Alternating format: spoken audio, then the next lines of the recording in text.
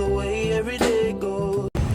Halo guys, kami dari kelompok 7 PDB 62 hari ini akan melakukan field study ke Rumah Batik Jawa Timur.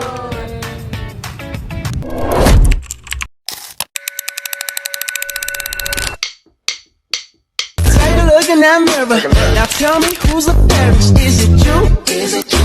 Is it me? Is it me? Say it's us, and I'll agree, baby. Jump in the Cadillac. Girl, is this somebody? Baik Bapak, selamat siang. Kami sebelumnya izin perkenalkan diri. Saya Najla Davina Pasha. Saya dari Fakultas Keperawatan dan rekan saya. Saya Sebastian Santosa dari Fakultas Ekonomi dan Bisnis, Pak. Jadi kami minta waktunya ya Bapak sebentar untuk mewawancarai Bapak terkait rumah batik ini. Yang pertama ada, maaf Pak, sebelumnya mungkin Bapak bisa memperkenalkan diri Bapak dan juga rumah batik ini secara singkat Bapak. Saya Usman dari Rumah Batik Jawa Timur, pemilik di Jalan Duku Bulak Banteng Timur, nomor 94, Surabaya. Baik Bapak. Untuk pertanyaan selanjutnya adalah berapa lama Bapak sudah berkecimpung di dunia batik ini Bapak? Ini usaha turun-temurun, dari kecil kita udah proses membatik. Jadi saya meneruskan dari ibu saya, Ibu Faiga Ismail. Berdirinya ini tahun 2008, Mei tahun 2008 oleh Ibu Faiga Ismail atas inisiasi Ibu agar bisa menyatukan batik-batik yang ada di Jawa Timur. Oke, Mbak. Selanjutnya, bagaimana sih pandangan Bapak terkait batik sebagai kearifan lokal di Indonesia ini? Batik adalah seni budaya bangsa Indonesia yang patut kita lestarikan. Mari kita bangga memakai batik karena mempunyai nilai dari budaya kita sendiri dan kita bisa pertunjukkan ke halayak ramai dan internasional lainnya ya.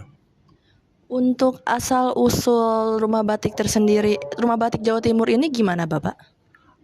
Ini didirikan oleh Ibu Faiga Ismail pada Mei 2008 atas misinya yaitu menyatukan di satu showroom batik-batik yang ada di Jawa Timur. Jawa Timur ini memiliki 38 kabupaten kota yang memiliki perajin batik semuanya. Dan waktu zaman berdirinya ini lebih dominan batik itu Pekalongan, Solo, Jogja. Bahkan yang di Jawa Timur mereka kurang begitu kenal.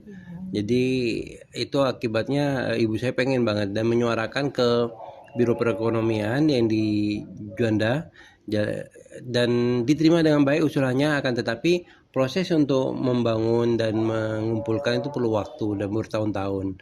Maka ibu saya berinisiasi untuk langsung mendirikan Rumah Batik Jawa Timur. Pada waktu itu ada 16 kabupaten kota yang mendukung dan mensupport batik-batiknya mereka. Jadi akan tetapi sekarang Biro Perekonomian sudah membentuk gedung galeri batik ya yang ada di Bandara Juanda, dan teman-teman kita arahkan ke sana. Dan kita sendiri sekarang fokus ke batik Surabaya dan Pamekasan asal usul saya. Oh, baik, Pak. Selanjutnya, ada batik apa saja yang ada di rumah batik Jawa Timur ini, Pak? Di sini asal usulnya dari batik Pamekasan dan batik Surabaya. Batiknya itu 90% kita batik tulis ini. Dan sisanya adalah batik cap. Batik tulis ini pun bisa dikategorikan ada yang pewarnaan dengan cara dikuas, cara dicelup, dicolet ya. Dan ada juga yang batik katun, batik sutra, dan juga ada juga batik yang dari viskos dan selendang ya. Dan umumnya kain ukuran 2 meteran. Ya, baik Bapak. Pertanyaannya akan dilanjutkan oleh rekan saya. Baik Bapak, saya izin melanjutkan pertanyaannya ya Bapak.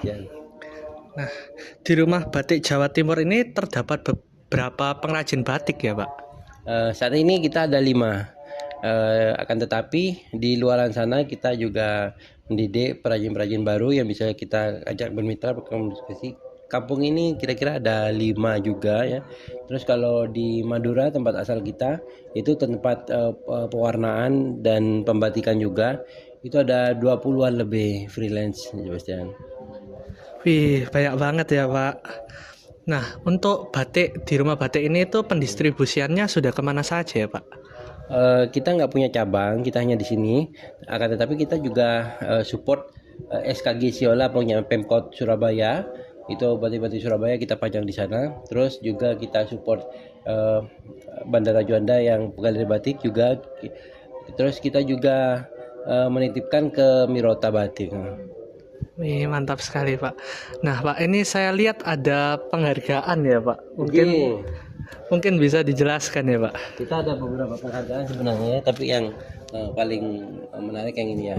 Iya Pak. Yang ini Museum Rekor Dunia Indonesia. Kalau ini kita berpeserta pada Batik Surabaya. Ini acara batik yang diadakan oleh Ibu Rini Cahyadi ya. Terus masih ada beberapa lagi ya. Kayak gini. Ini dari Singapura belajar batik di kita.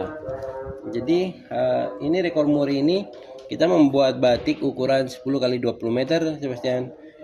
Dengan motif logo batik Surabaya dikerjakan oleh 40 perajin kami saat itu. Wih, luar biasa sekali Bapak. Nah, menurut Bapak, apa tantangan terbesar dalam menjalankan rumah batik ini Pak? Terutama di era sekarang yang banyak budaya asing kayak dari Korea atau dari mana itu Pak? Tantangannya adalah mengembangkan dan memberikan pengetahuan dasar kepada masyarakat umumnya ya, kayak mahasiswa ya, memberikan batik. Terus kalau terbesarnya itu saat corona sebetulnya kayak corona itu mematikan 90% lebih pendapatan kami ya. Dan itu dampak juga kepada beberapa rekan kita yang membatik-membatik beralih profesi jadi profesi yang lain. Nah, apa yang membuat Bapak bisa bertahan pas corona? Jadi tidak beralih profesi tapi tetap membatik Bapak? Kita mencoba marketplace malah ya. Kita coba bertahan, apa yang bisa kita utak-atik, akhirnya kita main di marketplace, mencoba di awal mulanya di corona itu. Alhamdulillah sampai sekarang marketplace tetap jalan dan itu berkah ya, berkah corona juga. Selain sedih juga berkah. Bersyukur banget ya Pak. Pak, terakhir Pak, mungkin adakah pesan-pesan untuk generasi muda seperti kami ini Pak? Marilah kita mencintai budaya bangsa Indonesia, antara lain batik, agar tidak direbut oleh bangsa lain umumnya ya. Karena dulu juga pernah isu direbut oleh Malaysia ya, tapi alhamdulillah dunia internasional khususnya UNESCO menetapkan bahwa pada tanggal 2 Oktober batik adalah budaya bangsa Indonesia asli. Wih, terima kasih sekali ya Bapak atas kesempatan untuk wawancaranya ya Bapak. Sekali lagi terima kasih Bapak atas kesempatannya. Ini sebuah pengetahuan baru bagi kami dan juga batik-batik di sini diharapkan dapat membuat anak muda tergerak ya Bapak dalam melestarikan budaya dengan apalagi asing ya Pak, budaya asing mulai masuk. Jadi kami berharap anak-anak muda bisa mencontoh Bapak dalam melestarikan batik. Sekali lagi kami ucapkan terima kasih atas waktunya Bapak. Kami izin pamit undur diri. Terima kasih Pak. Selamat siang.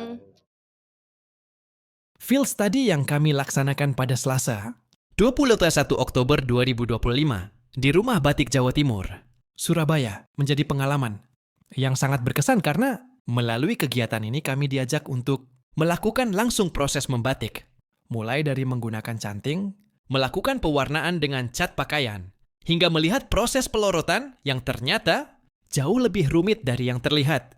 Tetapi justru disitulah kami merasakan betapa berharganya kearifan lokal yang dijaga para pengrajin batik.